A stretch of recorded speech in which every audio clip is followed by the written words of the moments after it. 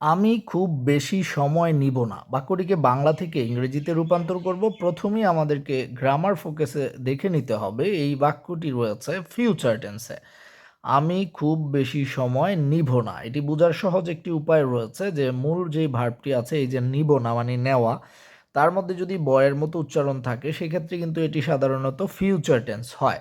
তো ফিউচার টেন্সের এই বাক্যটিকে ইংরেজিতে রূপান্তর করার জন্য প্রথমে আমরা বাক্যের সাবজেক্ট নিব আই। এরপর ফিউচার বললেই একটি কৌশল আমরা খাটাবো, সেটি হচ্ছে শেল বা উইল নামক একটি অক্সিলারি ভার্ব নিয়ে আসবো। উইলটি আমরা সাধারণত সকল পার্সনের সাথেই ব্যবহার করতে পারি, আর ফার্স্ট পার্সন আই এর সাথে আমরা কিন্তু শেলও ব্যবহার করতে পারবো।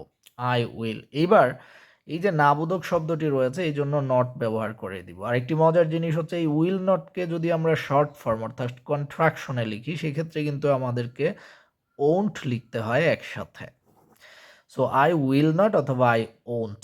এবার আমরা বাক্যের মূল ভার্বটি লিখে নিব, এই যে নেওয়া আমরা লিখব হচ্ছে টেক।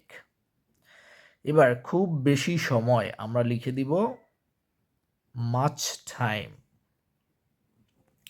আশা করব সবাই বুঝতে পেরেছেন।